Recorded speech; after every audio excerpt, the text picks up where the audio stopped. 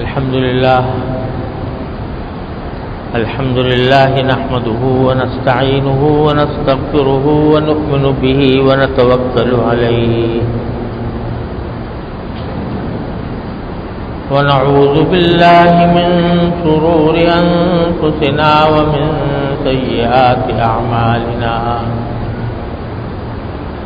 من يهده الله فلا مضل له ومن يضلله فلا هادي له وأشهد أن لا إله إلا الله وحده لا شريك له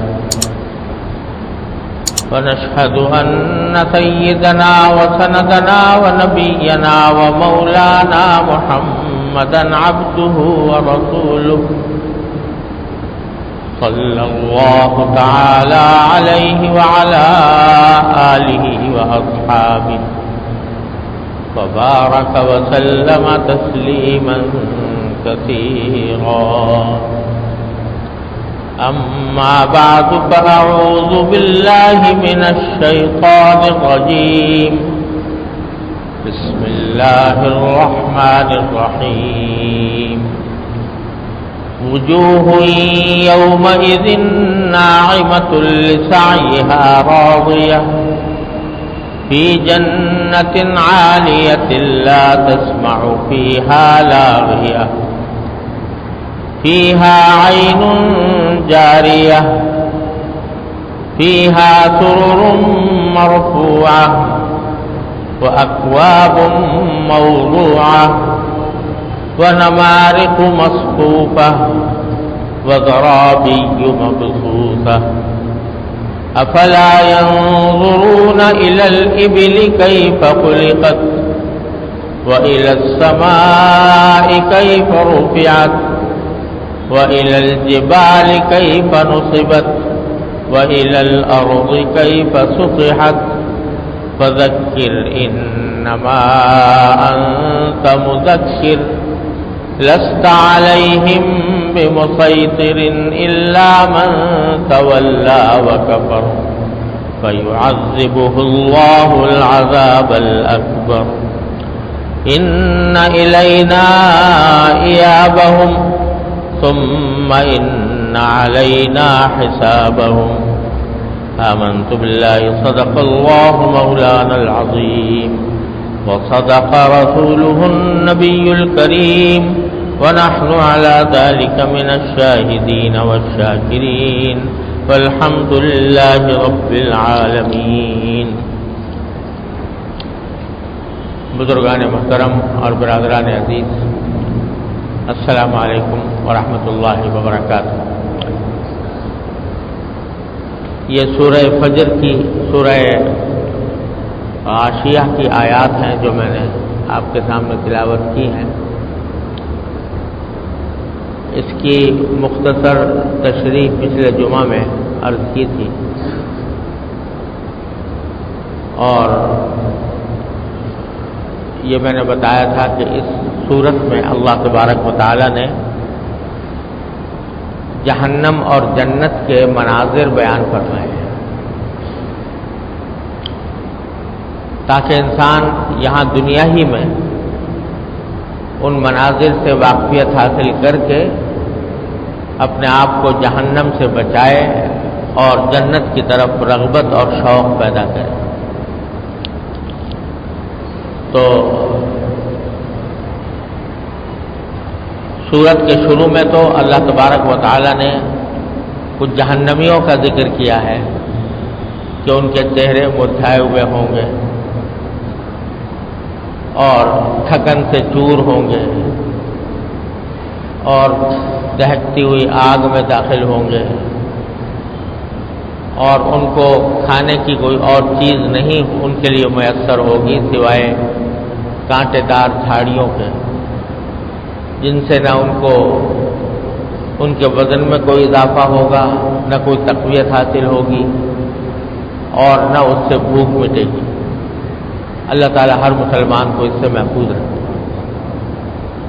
یہ آیتیں جو ابھی میں نے آپ کی سامنے تلاوت کی ہیں، ان کے ایک حصے میں اللہ تبارک و تعالیٰ نے اس کے مقابل جنتیوں کے حالات بیان کیے. فرمایا وجوہ یومئذ ناعمہ، اس روز کچھ چہرے ایسے ہوں گے کہ جو تر و تازہ ہوں گے، بارونق ہوں گے،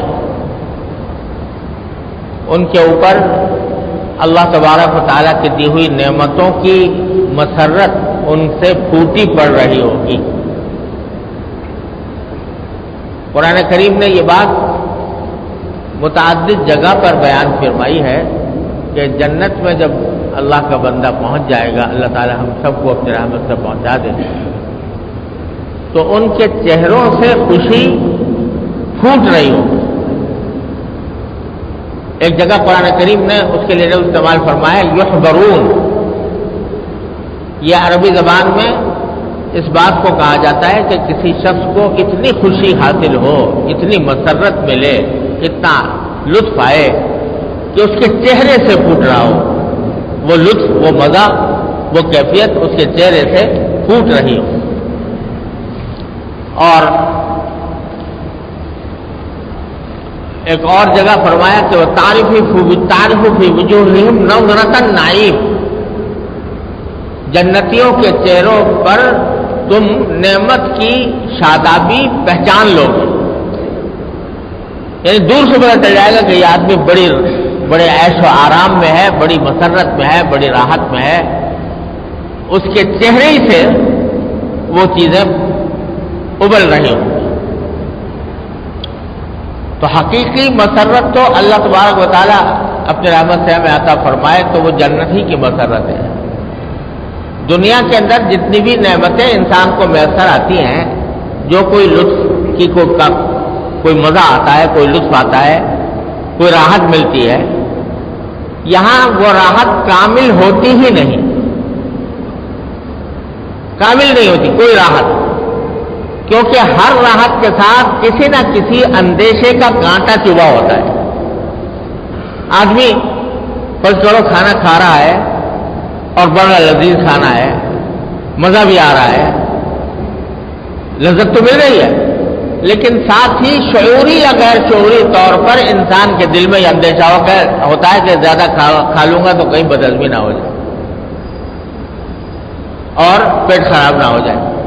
یہ اندیشہ اندر چھپا ہوا ہے، اس اندیشے کے چھپا ہونے کی وجہ سے اس کی لذت کامل نہیں ہوتی، اس کی راحت کامل نہیں ہوتی۔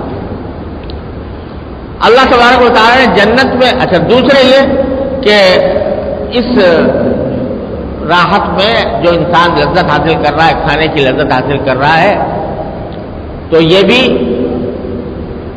ایک بات طے ہے کہ ایک لمحے کے ایک حد پہ جانے کے بعد وہی چیز جس کی طرف اتنی رغبت ہو رہی تھی اب اسے نفرت ہونے لگی، زیادہ کھا لیا تو اس سے رغبت کے بجائے اب نفرت ہونے لگی۔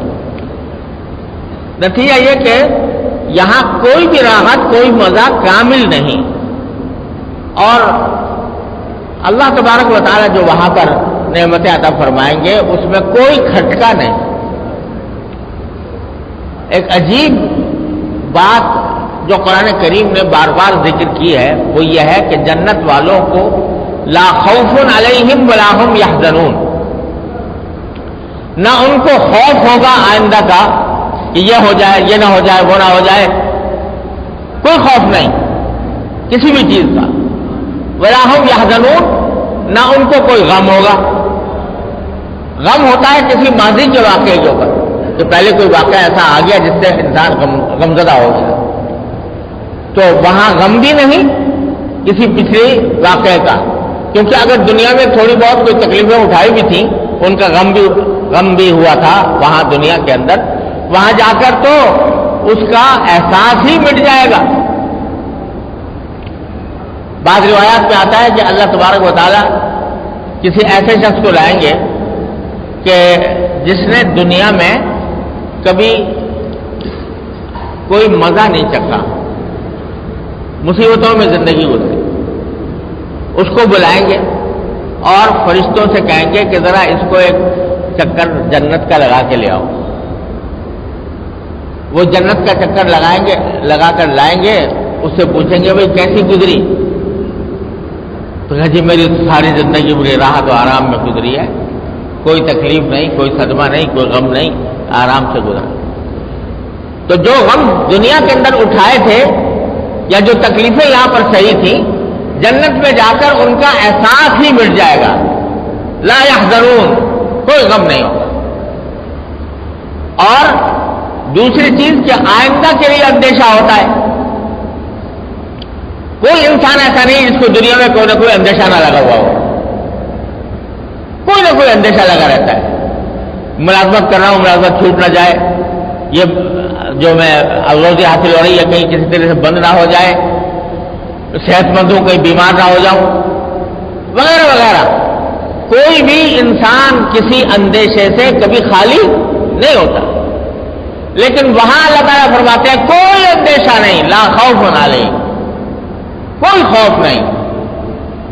اب آرام سے رہو، نہ تم سے یہ نعمتیں چھینیں گی، نہ تمہیں موت آئے گی، نہ ان میں سے کوئی نعمت تمہارے لیے تکلیف کا باعث بنے گی۔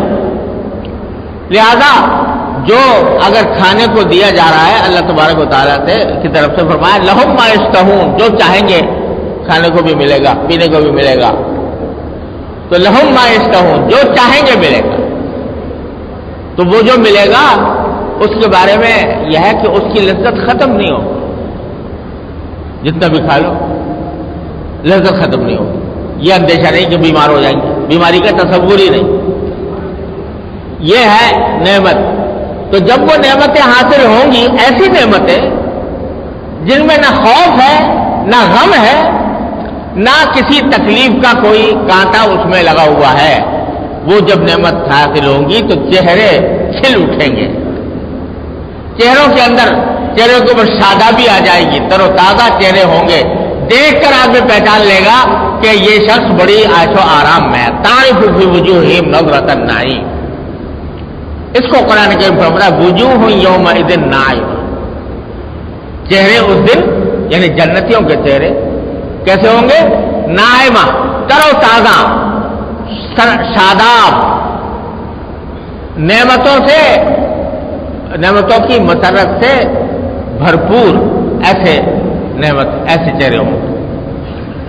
لسعیہا راضیہ، اور جو کچھ کام دنیا میں کیا تھا اس کی وجہ سے خوش در خوش ہوں گے کہ دنیا میں اگر کچھ محنت کی تھی، عبادت میں کی تھی، سونے کو دل چاہ رہا تھا مگر نماز کے لیے اٹھ گئے تھے، تکلیف ہوئی تھی، تھوڑی سی مشقت اٹھانی پڑی تھی، یا کسی گناہ کو دل چاہ رہا تھا لیکن اپنے اوپر زبردستی کر کے رک گئے تھے، اس سے جو تکلیف ہوئی تھی، تھوڑی بہت جو تکلیف دنیا میں اٹھائی تھی اس کی وجہ سے راضیہ، اب خوش بخوش ہوں گے کہ جو تھوڑی بہت محنت کی تھی اس کا ایسا پھل ملا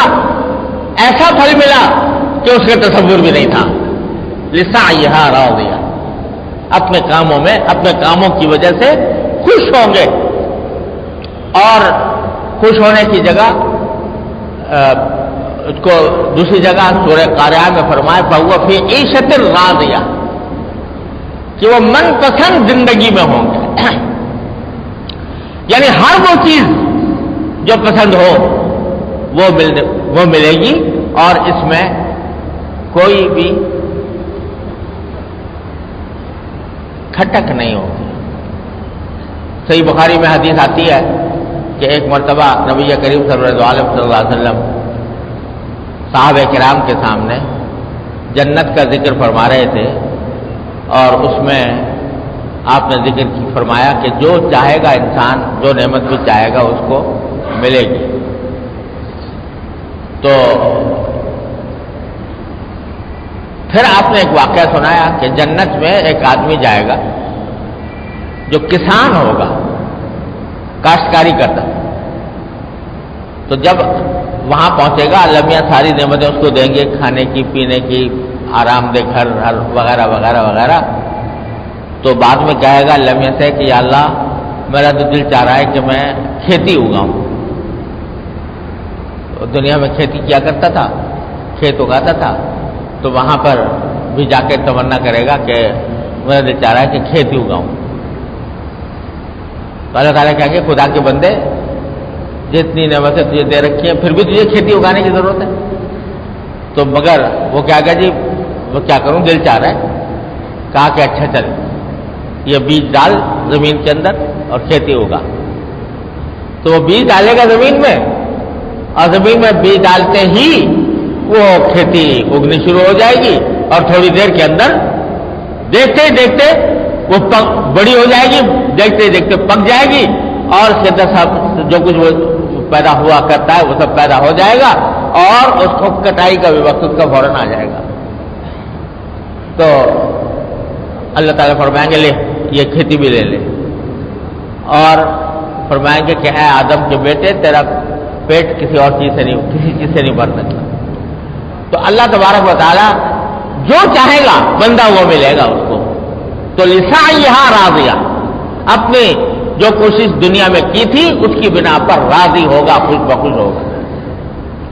فی جنت عالیہ اور ایک عالیشان باغ میں ہوگا. یہاں اتنی بات بتائیے کہ وہ باغ جس کے اندر ہوگا یعنی جنت کے بعد لفظی معنی باغ کے ہوتے ہیں. تو جنت کے باغ میں ہوگا وہ عالیہ یعنی وہ بلند ہوگا وہ باغ. اور دوسری جگہ فرمایا کہ تجری من تحتہا الانہار اس کے نیچے سے دریا بہتے ہوں گے. ایسے باغ کا تصور کرو جس میں باغ میں تمہارا گھر بنا ہوا ہو عالیشان اور چاروں طرف سبزہ ہو, چاروں طرف باغات ہوں, اس میں درخت اگ رہے ہوں پھلدار درخت اور جس کے اندر قرآن کریم فرماتا ہے کہ اس کے پھل جھکے ہوئے ہوں گے کہ جب چاہو توڑ کے کھا لو اور نیچے دریا بہتے ہوں گے تجری من تحتہا الانہار. اور سب سے بڑی بات ہے کہ خالدین فیہا ان باغات میں ہمیشہ رہو گے کبھی کوئی نکالے گا نہیں تم سے. تو فی جنت عالیہ اس عالیشان باغ میں ہوں گے. لا تسمع فیہا لاغیہ اور ان جنت میں وہ کوئی لغو بات نہیں سنیں گے بیہودہ بات نہیں سنیں گے. یہ عجیب صفت بیان فرمائی ہے جنت کی کہ وہاں کی ایک نعمتوں میں سے ایک نعمت یہ ہے کہ کوئی بیہودہ کلمہ بیہودہ بات انسان کے کان میں نہیں پڑے گا. یہاں دنیا کے اندر جب بیٹھتے ہیں تو پتہ نہیں کتنی بیہودہ باتیں ہوتی ہیں. کبھی گالی گلوچ ہو گئی, کبھی مار پٹائی ہو گئی, کبھی غیبت ہو گئی, کبھی بہتان لگا دیا, کبھی الزام لگا دیا, پتہ نہیں کیا کیا زبان چلتی رہتی ہے. قرآن کریم فرماتا ہے کہ وہاں کسی بھی جنتی کے منہ پر اس کی زبان پر کوئی لغو بات آئے گی ہی نہیں, کوئی بیہودہ بات آئے گی نہیں. جو کچھ بات ہوگی وہ ڈھنگ کی ہوگی, قاعدے کی ہوگی, خوشی کی ہوگی, مسرت کی ہوگی, لطف کی ہوگی, جس سے لطف آئے سننے والے کو بھی. لیکن بیہودہ باتیں وہ نہیں ہوں گی. یہاں اللہ تبارک و تعالیٰ نے یہ سبق بھی دے دیا کہ دنیا میں بھی رہتے ہوئے اس بات کا خیال کرو کہ تمہارے منہ سے کوئی لغو اور بیہودہ بات نہ نکلے جس کا کوئی مقصد نہ ہو, جس کا کوئی فائدہ نہ ہو. ایسی بات زبان سے نکالنا یہ خامخواہ اپنی منزل کھوٹی کرنا ہے. تو بیہودہ بات میں سب چیزیں داخل ہے, جھوٹ اس میں داخل ہے, غیبت اس میں داخل ہے, دل آزاری کے کلمات اس میں داخل ہیں. یہ ساری باتیں جو ہیں یہ سب اللہ تبارک و تعالیٰ کو ناپسند ہے اور اللہ تبارک و تعالیٰ جنت میں ان چیزوں سے خالی کر دیں گے اہل جنت. لا تسمع فیہا لاغیہ. پھر فرمایا فیہا عین جاریہ اس جنت میں بہتے ہوئے چشمے ہوں گے, بہتے ہوئے چشمے ہوں گے. کہیں فرمایا دریا ہوں گے, ایک تو دریا کا ذکر ہے انہار تجری من تحتہا الانہار نہریں دریا, اور ایک چشموں کا ذکر ہے زمین سے ابلتے ہوئے چشمے فیہما عینان نضاختان قرآن کریم میں زمین سے ابلتے ہوئے چشمے. تو دریا، بہتے ہوئے دریا کا لطف اور ہے اور زمین سے ابلتے ہوئے چشمے کا لطف اور ہے. تو اللہ تعالیٰ وہ ساری چیزیں عطا فرمائیں گے. دریا چاہتے ہو دریا لے لو، بہتا ہوا چشمہ چاہتے ہو بہتا ہوا چشمہ لے لو، ابلتا ہوا چشمہ چاہتے ہو تو ابلتا ہوا چشمہ لے لو. عین جاری فیہا عین جاری فیہا سرر مرفوعہ، اور اس میں اونچی اونچی نشستیں ہوں گی، اونچی اونچی نشستیں ہوں گی. یعنی بتلایا جا رہا ہے کہ ایسی جگہ جب نشست اونچی جگہ ہوتی ہے تو منظر سارا سامنے ہوتا ہے. اگر نشست نیچے ہو تو منظر تھوڑی دیر تک کا نظر آئے گا، اس سے پیچھے کا نظر نہیں آئے گا. لیکن وہاں کی جو نشستیں ہیں وہ بلند ہیں، اس معنی میں کہ جب بیٹھے گا تو آدمی کیا پورے جنت کا نظارہ اس کے سامنے ہوگا. فیہا سرر مرفوعہ واکواب موضوعہ، اور گلاس پیالے وہ سامنے طریقے سے سلیقے سے رکھے ہوں گے. یعنی اگر پانی پینے کی ضرورت پیش آئی ہے تو گلاس تلاش کرنے کی ضرورت نہیں ہے، بلکہ وہیں اپنے سامنے ہر ایک آدمی کے سامنے وہ گلاس رکھا ہوا ہے، وہ اگر چاہے تو اٹھا کر پی لے. اکواب موضوعہ. اور یہیں سے حضرات مفسرین نے فرمایا کہ جو قرآن کریم میں فرمایا کہ پیالے سامنے رکھے ہوں گے یا گلاس سامنے رکھے ہوں گے، تو اس سے یہ سبق دیا کہ جو استعمال کی چیزیں ہوتی ہیں ان کو قرینے سے رکھنا یہ دین کا تقاضا ہے کہ سلیقے سے رکھا جائے. یہ بھی ہو سکتا ہے نا کہ الٹپ گلاس کہیں رکھے ہوئے ہیں اور جاؤ جا سے وہاں سے ڈھونڈتے رہو نکالتے رہو. نہیں، قرآن کہتا ہے کہ اکواب موضوع آسان میں رکھے ہوں گے. تو بتایا جا رہا ہے کہ دنیا کے اندر بھی آدمی کو یہ چاہیے کہ جو مشترک استعمال کی چیزیں ہوتی ہیں ان کی جو جگہ مقرر ہے اسی جگہ پر اس کو رکھا جائے تاکہ دوسرے آدمی کو تلاش کرنے کی دشواری نہ ہو. یہ بہت اس معاملے میں غفلت ہوتی ہے، لوگ اس کا خیال نہیں کرتے. جو مشترک استعمال کی چیز ہے وہ ایک جگہ رکھی ہوئی ہے، کوئی آیا اس نے اٹھایا استعمال کیا اور کسی دوسری جگہ لے جا کے رکھ دی. اب دوسرا آدمی جب آ کے تلاش کرے گا اس کو جگہ پر نہیں ملے گی. یہ آپ نے تکلیف پہنچا دی آنے والے کو. لوگ سمجھتے نہیں ہیں کہ یہ کوئی گناہ ہے. یاد رکھیے یہ گناہ ہے. کیوں؟ اس لیے کہ کسی بھی دوسرے شخص کو بلا وجہ تکلیف پہنچانا یہ گناہ ہے، گناہ کبیرہ. ایذائے مسلم گناہ کبیرہ ہے. اب ایک چیز جہاں رکھنی تھی وہاں نہیں رکھی گئی بلکہ بے جگہ اٹھا کے رکھ دی، اور اس کے نتیجے میں دوسرا آدمی جو آیا اس کا وقت اس کا ضائع ہوا، پریشانی اس کو لاحق ہوئی، تلاش کرنے کی زحمت اس کو اٹھانی پڑی اور بعض اوقات پھر بھی نہیں ملی. تو اس ساری تکلیف کا گناہ اس شخص کے سر ہے جس نے وہ چیز اٹھا کر اپنی جگہ سے بے جگہ رکھ دی ہے. یہ معاشرت کے آداب ہیں جو قرآن کریم نے بھی سکھائے ہیں، نبی کریم صلی اللہ علیہ وسلم نے بھی اس کی تعلیم دی ہے. دین کا حصہ ہے یہ. آج لوگوں نے دین صرف نماز روزے کو سمجھ لیا کہ نماز روزہ اور نفلی عبادتیں اور اذکار اور یہ چیزیں تو بے شک عبادت ہے، لیکن کسی شخص کو راحت پہنچا دینا، دوسرے کو تکلیف سے بچانا، یہ کتنی بڑی عبادت ہے. اور اس کے اوپر اللہ تبارک و تعالیٰ نے یہ اسلام کا شعار قرار دیا. المسلم من سلم المسلمون من لسانہ و یدہ. مسلمان وہ ہے جس کے زبان سے اور اس کے ہاتھ سے دوسرے لوگ محفوظ رہیں.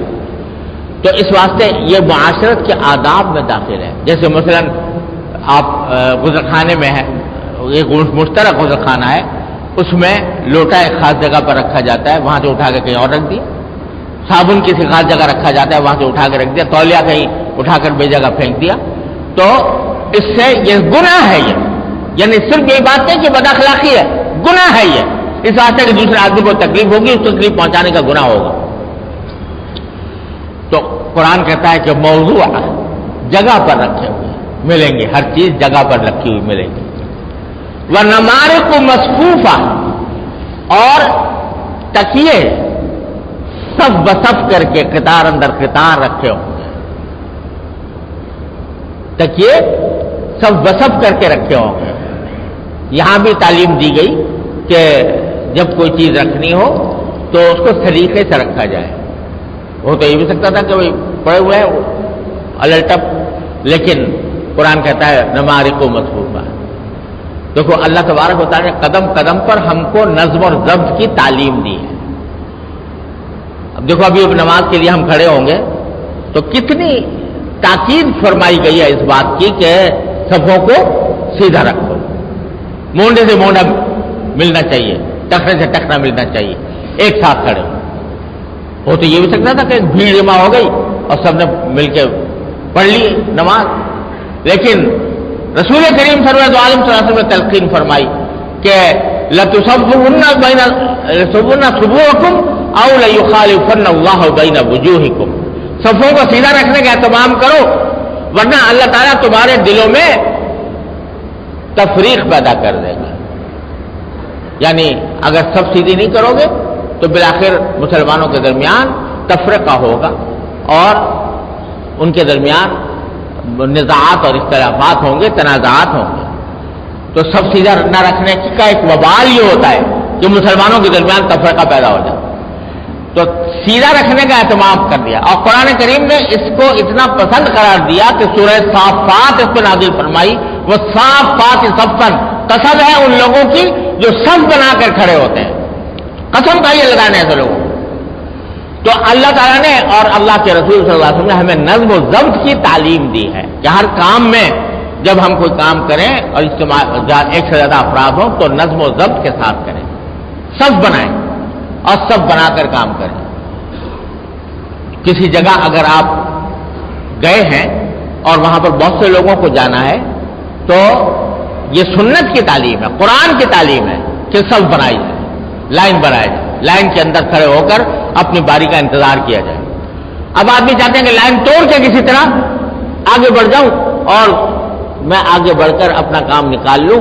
یہ دوسروں کو تکلیف پہنچانا ہے اور اس تکلیف پہنچانے کا گناہ ہوگا اس شخص جو ایسا کام کر رہا ہے. تو اللہ تعالیٰ نے قدم قدم پر ہمیں نظم و ضبط کی تعلیم. مگر افسوس یہ ہے کہ جس قوم کے پاس قرآن کریم کے یہ ارشادات موجود ہیں، جس قوم کے پاس نماز کی صف بندی کی یہ تلقین موجود ہے، جس قوم کے پاس نبی کریم صلی اللہ علیہ وسلم کے ارشادات موجود ہیں، وہی بہت زیادہ سب زیادہ بدنظمی کا مظاہرہ کرتے ہیں. اور جب ایسا موقع آتا ہے تو دھکا پیل، ایک دوسرے کے اوپر چڑھ جانا اور دھکا ایک دوسرے کو دھکا دینا، اس کا اللہ بچائے معمول بن گیا ہے. یہ اور یہ نہیں سمجھتے کہ یہ گناہ ہے. یہاں تک کہ میں دیکھتا ہوں جب مسافہ کرنے کا وقت آتا ہے تو کسی آدمی سے مسافہ کرنا ہے، کوئی مقرر ہے، کوئی کسی نے بیان کیا یا کسی سے بھی، تو بھیڑ جمع ہے. اب وہ ایک دوسرے کے اوپر گر کر اس کے کندھوں پر ہاتھ ڈال کر دوسرے کے کو دھکا دے کر کسی طرح میں مسافہ کر لوں. یہ انتہائی بد نظمی کی بات ہے اور گناہ کی بھی بات. مصافحہ کرنا کوئی فرض واجب نہیں ہے، زیادہ سے زیادہ مستحب ہے، لیکن دوسرے کو تکلیف سے بچانا واجب ہے.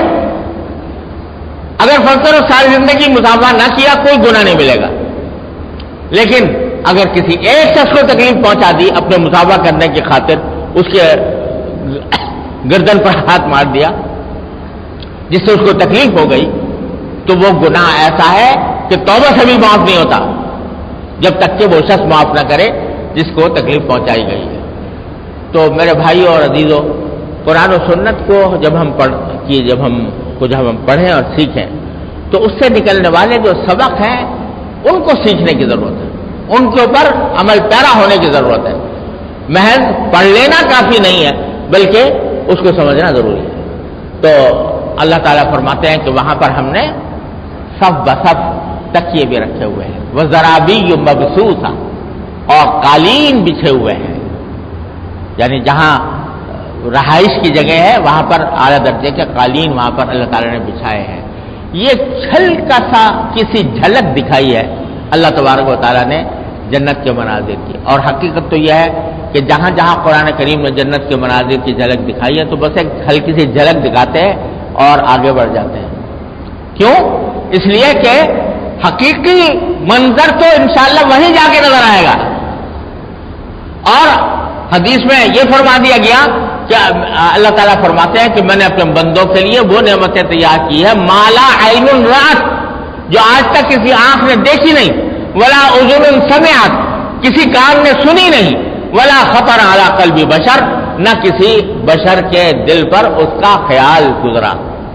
ایسی نعمت ہے، ابھی سوچا بھی نہیں، ایسی نعمت ہے. تو جب ایسی نعمتیں ہیں تو ان کا کیا منظر کشی کی جائے.